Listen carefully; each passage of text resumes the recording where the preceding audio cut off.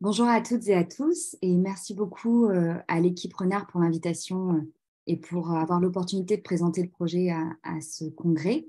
Je me présente, je m'appelle Lola Traverson et je suis ingénieure d'études au CEPED, qui est un laboratoire de recherche sous tutelle de l'Institut de recherche pour le développement, l'IRD, et l'Université Paris-Cité. Bonjour à tous et à toutes. Je m'appelle Tony Ziti. Je suis du même laboratoire que ma collègue Lola Travesson, dont nous sommes vraiment heureux de présenter nos travaux de recherche à ce congrès de l'ACFAX. Donc aujourd'hui, avec Tony, nous allons vous parler du projet Courtis, qui est un projet de courtage de connaissances en faveur de la réduction des inégalités sociales de santé en région Île-de-France. Donc pour vous donner quelques éléments de contexte, en fait, pendant la gestion de la Covid-19 en Île-de-France, des membres d'équipes de recherche en France et au Canada et des agents et agentes de l'ARS Île-de-France, l'Agence régionale de santé Île-de-France, se sont rendus compte qu'il existait un écart entre les connaissances scientifiques disponibles sur les inégalités sociales de santé et la réponse des pouvoirs publics pour les réduire en région Île-de-France. Donc, ces membres d'équipes de recherche et les agents de l'ARS Île-de-France ont décidé de lancer, ont co-pensé et ont co-mis en œuvre un projet de recherche-action de courtage de connaissances. Donc, le projet est cofinancé par l'Agence nationale de la recherche, l'ANR, et l'Agence régionale de santé Île-de-France, l'ARS Île-de-France. Donc, pour vous dire quelques mots sur l'ARS Île-de-France, c'est un établissement public qui est sous tutelle du ministère de la Santé, qui regroupe 1200 agents et qui a pour objectif de définir la politique de santé au niveau de la région. Donc là, en l'occurrence, la région Île-de-France. Donc le projet est financé sur 18 mois. Il a commencé en avril 2022 et se terminera en octobre 2023. Et son objectif est de tester la mise en œuvre d'une intervention de courtage de connaissances donc au sein de l'ARS Île-de-France. Et comme je vous le disais, c'est une approche de co-construction. Donc, le projet a été co-initié et co-mis en œuvre par des membres d'équipes de recherche et des agents et agentes de l'ARS Île-de-France. Donc, l'objectif pour l'ARS Île-de-France, c'est d'améliorer la pertinence de son action sur les inégalités sociales de santé en utilisant les connaissances scientifiques pour éclairer la prise de décision. Donc, ici, lorsque l'on parle de prise de décision, on parle du fait pour les agents et agentes de l'ARS de concevoir et de mettre en œuvre des actions et des interventions et des politiques de santé publique. Donc, c'est ce qu'ils font au quotidien au niveau de la région. Pour les équipes de recherche, l'objectif est d'évaluer l'efficacité, la mise en œuvre et la pérennité de cette intervention de courtage de connaissances donc menée au sein de l'institution de santé publique d'Île-de-France. Donc pour vous donner quelques éléments de description du projet, le projet comporte deux volets. Donc d'abord le volet action qui consiste en la mise en œuvre de l'intervention de courtage de connaissances qui est coordonnée par Tony et moi. Donc Tony est positionné au sein de l'ARS Île-de-France, il a intégré les équipes de l'ARS et moi je suis positionnée un peu plus à distance et je viens ponctuellement à l'ARS pour des ateliers et rencontres. Et ce volet comporte deux étapes. Une première étape d'étude du contexte de l'intervention de courtage de connaissances et d'étude des besoins et des pratiques des agents et agentes de l'ARS en termes d'utilisation des connaissances et notamment des connaissances scientifiques. Donc, ce volet donc de 6 mois qui a commencé en avril et c'était en avril 2022 qui s'est terminé en septembre 2022 a consisté à diffuser des questionnaires et à mener des entretiens en semi-directif, donc avec Tony. Et ensuite, nous avons commencé à lancer des activités de courtage de connaissances qui avaient été prédéfinies en fonction des besoins soulignés des agents et agentes en termes d'utilisation des connaissances scientifiques. Ensuite, il y a le volet recherche qui consiste en l'évaluation de l'intervention de courtage de connaissances qui est coordonnée par une postdoctorante qui est Amandine Filleul, qui s'appelle Amandine Filleul et qui travaille au sein d'un laboratoire qui dépend de l'Université de Bordeaux. Et donc, je vous en parlerai un petit peu plus tout à l'heure, mais il y aura des questionnaires qui seront diffusés et des entretiens et observations qui seront menés. Je vais laisser Tony vous dire quelques mots sur le volet action. Ok, quels étaient les résultats de l'analyse du contexte et des besoins en utilisation euh, des connaissances? Nous avons observé plusieurs obstacles individuels et institutionnels à l'utilisation des connaissances scientifiques. Il y avait le manque de temps des agents, il y avait le manque de visibilité des ressources et bases de données documentaires disponibles au niveau de l'agence.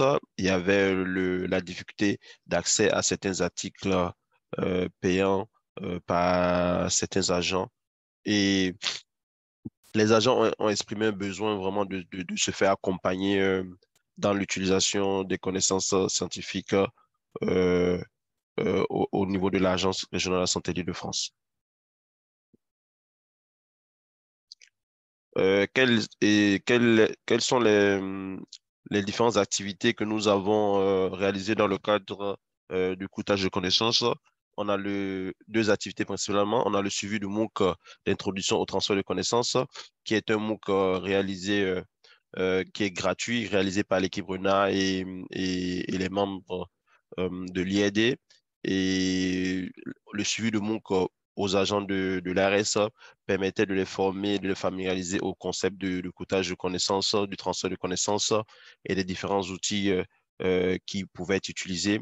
Et l'un des défis qui a été observé, c'est vraiment le faible taux de complétude du suivi de MOOC, où environ 26,66% des participants ont terminé le MOOC et ont validé le MOOC par l'obtention d'un certificat de réussite. Et la deuxième activité de coûtage de connaissances que nous avons réalisée était la création de 3 groupes thématiques. Et ces groupes thématiques ont été créés sur des thématiques jugées prioritaires par les agents de la RSI de France. Et différentes activités ont été organisées dans le cadre de ces groupes thématiques. Plusieurs chercheurs sont venus présenter les résultats de leurs recherches euh, aux différentes rencontres de ces groupes thématiques. On a eu à faire des formations sur la synthèse des recherches, des revues de littérature, la synthèse des documents scientifiques aux agents. Et ces différentes activités ont permis aux agents d'avoir une meilleure compréhension et des thématiques de manière transversale, une meilleure ouverture aux sciences humaines sociales parce que plusieurs agents de l'ARS sont des médecins et ça a permis aux agents aussi d'avoir une réflexion sur les fonctions qu'ils occupent et les missions euh, qu'ils, que l'AS les confie dans le cadre de leur travail. Et l'un des défis qu'on a observé dans le cadre des différentes activités de ces groupes thématiques était le défi de la mobilisation des agents et de pouvoir susciter l'intérêt de l'implication sur une longue durée. Alors, juste pour vous dire un mot sur la stratégie d'évaluation qui a été retenue, donc cette stratégie est encore un peu floue parce que comme on travaille dans le cadre d'un projet de recherche-action, c'est vrai que l'action est sans cesse définie puis redéfinie, c'est le principe de la recherche-action. Donc, il est difficile d'établir une stratégie claire, elle est encore en cours d'élaboration. Donc, l'évaluation sera menée par une postdoctorante qui est impliquée depuis le début dans le projet, Amandine Filleul, qui est co-investigatrice du projet, mais qui est extérieure au volet action. Et on se rend compte que le fait qu'elle soit extérieure au volet action fait qu'elle a un recul différent sur l'action et c'est assez indispensable et pertinent et utile. Et donc, il y aura ce mois-ci une première phase d'évaluation alors que les activités sont encore en cours. Amandine Filleul viendra à l'ARS pour mener des entretiens semi-directifs avec des agents et agentes de l'ARS Île-de-France qui ont ou qui n'ont pas participé aux activités de courtage de connaissances et une seconde phase d'évaluation en septembre 2023. Et là, d'ici là, les activités de courtage de connaissances seront finalisées. Donc, on aura un recul différent des acteurs sur l'action. Donc, la collecte des données sera aussi bien quantitative que qualitative avec, comme je vous le disais, des questionnaires, observations et entretiens semi-directifs qui seront menés. Et on fera une analyse des données hypothético-déductives avec des allers-retours entre le terrain et les cadres conceptuels qui ont été retenus. Et on pourra vous en dire plus sur cette stratégie lorsque le projet sera terminé. Quels sont les apports de la recherche-action Coutis pour les membres de l'équipe de recherche? Et comme apport, on a eu l'accès au terrain, c'est-à-dire que moi-même, en tant que courtier de connaissances, j'ai intégré les équipes de département de la santé publique de l'ARS de France. Donc, je suis dans le locaux. Cela a permis de faciliter la co-construction, la mise en œuvre de cette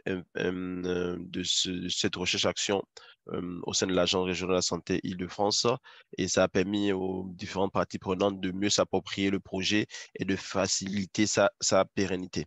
Et l'autre apport de cette recherche-action, ça a permis de démontrer l'utilité de la fonction de courtage au sein de l'ARS Île-de-France, ce qui a été souligné par les agents lors des rencontres que nous avons pu mener dans le cadre des groupes thématiques et des échanges que nous avons pu avoir avec les agents. Donc, quels sont les défis de la recherche-action? On vous en a listé quelques-uns avec Tony. Donc, tout d'abord, le temps de l'action et le temps de la recherche sont des temps différents. Le temps de la recherche est souvent un temps plus long que celui de l'action.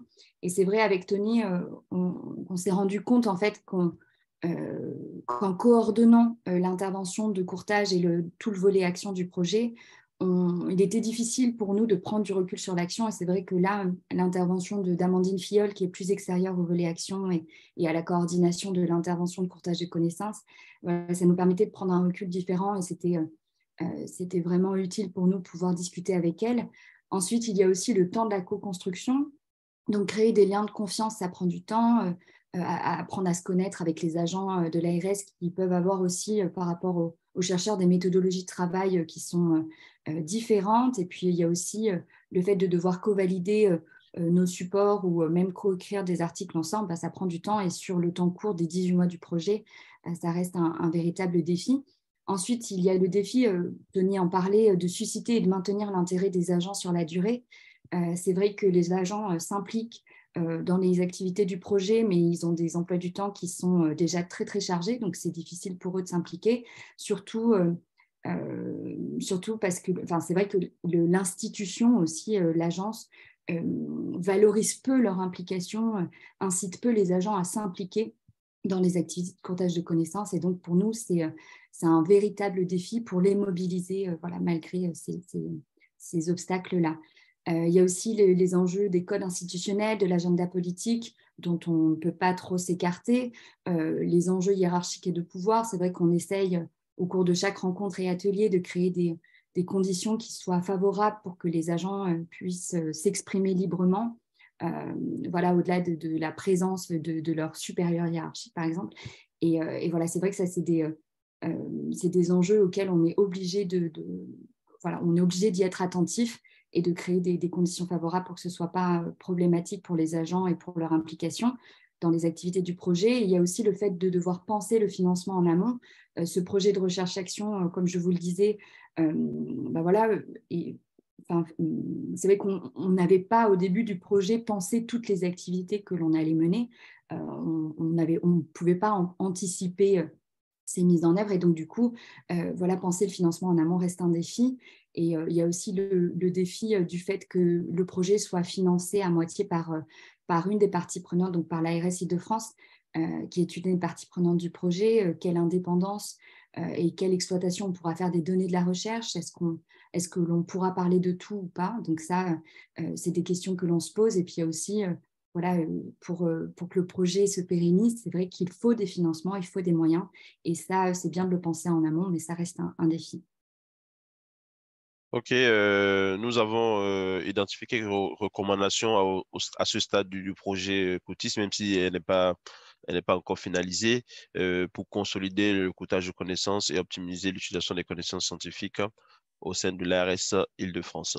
Et pour permettre d'institutionnaliser l'approche de coûtage de connaissances au sein de l'Agence régionale de la santé de l'Île-de-France, nous pensons qu'il faudra un engagement institutionnel. Il faudrait que l'institution, au-delà de la volonté des agents, il faudrait que l'institution s'engage à inciter les agents à mieux valoriser les activités de coûtage de connaissances et à mettre en place des moyens, des outils et des dispositifs pour faciliter l'utilisation des connaissances aux, aux agents. Et l'agence pourra recruter des courtiers de connaissances pour pouvoir permettre que ces courtiers puissent accompagner les agents dans cette nouvelle approche de courtage de connaissances pour mieux identifier les connaissances scientifiques les plus pertinentes dans le cadre de leur travail. Et il faudrait aussi, nous pensons qu'il faudrait aussi réaliser l'évaluation de l'intervention de coûtage dès le début des activités de coûtage. Et pour cela, il faudra dédier une personne à l'évaluation pour pouvoir évaluer toutes les activités dès le début et que cette personne soit externe à, aux courtiers de connaissances qui mettent en œuvre les actions de coûtage. Et nous pensons également qu'il est nécessaire de pouvoir former et accompagner les courtiers de connaissances pour qu'ils puissent acquérir de nouvelles compétences pour faciliter euh, leur, leur travail. Donc voilà. Nous vous remercions pour votre aimable attention et sur cette diapositive, vous avez nos adresses mail. Vous pouvez nous contacter pour des informations supplémentaires si vous avez des questions. Donc, Merci merci. beaucoup. N'hésitez pas.